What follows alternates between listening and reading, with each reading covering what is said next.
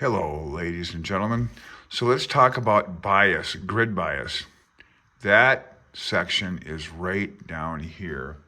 Bias and grid bias is, they say, it's a fixed negative grid voltage on the grid. So one of the things in this little section on vacuum tube amplifiers is it's called characteristic curves. And this little chart here shows this is a rise in grid voltage, which causes the plate current to increase, and it's all negative.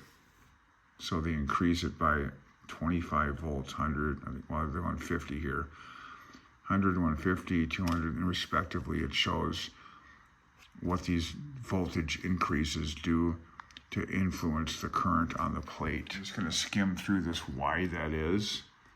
However, in some types of operation, the grid is always kept negative with respect to the cathode, and the particular tube used in the illustration happens to be one that normally would be used that way. Whenever the grid is negative, it repels electrons, and therefore none of them reaches it. I think what they mean, electrons reaching the grid. In other words, no current flows in the grid circuit. When the grid is positive, it attracts electrons, and the grid current flows just as current flows to the positive plate. Whenever there is grid current there, it is an accompanying power loss in the grid circuit. But so long as the grid is negative, there is no current, and therefore no power is used. I guess that's important. I don't know. So for me, this is a bit confusing, but I think what they're saying here is whenever there's grid current, there's an accompanying power loss in the grid circuit. But so long as the grid is negative, there is no current, therefore no power loss. So power loss is what you don't want, I guess. I don't know. When I was younger, I used to hear the old hams talking about grid bias. So they're talking about that here. I'm not an electronics expert, but just try to basically explain what that is from what they explain, I guess. They say that the fixed negative grid voltage or grid bias serves a very useful purpose. In the first place, one of the things we want to do in the type of amplification shown in the drawing is to obtain from the plate circuit an alternating voltage that has the same wave shape as the signal voltage applied to the grid. So they talk about doing that with an operating point on this grid. And it says here, to do this, we must choose an operating point on the straight part of the curve. Not only that, the curve must be straight in both directions. So just a basic, I didn't know any of this stuff. It's kind of cool. So this operating point, they're showing it right here, at negative 5 volts on the grid, get 200 volts on the plate. Or is it current? It says voltage. Okay, whatever it is. Voltage, current, voltage. But again, it shows amplification. But you want an exact sine wave that's larger on the plate from just going on, I guess. I don't know, Jesus. Then they talk about distortion. So in this little diagram here, they show the operating point right on these grid lines. I might be missing the point here, but let's just go over this.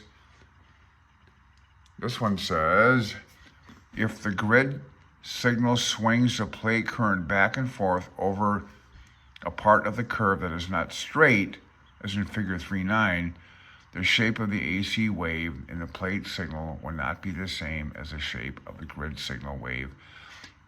In such a case, the output wave shape will be distorted. This is just me not knowing what I'm doing. This operating point is right on these specific lines.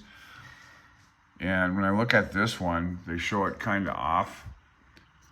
So I don't know, I'm not quite sure what this means, but you can see that what I just read there shows a distorted sine wave. Look, you can see that it's just kind of weird. It's larger here and smaller there, as opposed to the original signal. So this is distortion. Not quite sure what all this means, but That's what it says in the book, so it's got to be right. And then the second reason for using negative grid current, i.e. bias current, I think this is probably the most important one. The second reason for using negative grid bias is this. The grid will not attract electrons. That is, there will be no grid current if the grid is always negative with respect to the cathode.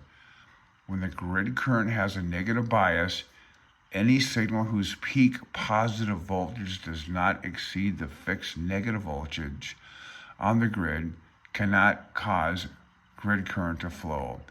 With no current to flow, there is no power consumption, so the tube will amplify without taking any power from the signal source. So basically for me, when you talk about grid bias, that's a negative voltage.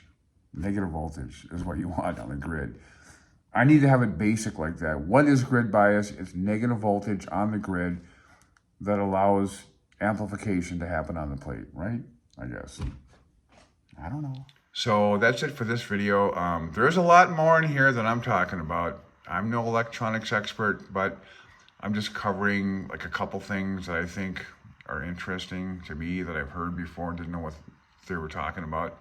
But there's a lot more in this section and in this whole book here that we'll just go over. And I'm kind of doing this like a book report, so don't come to me with any questions on any of this stuff because I'm kind of learning as I go.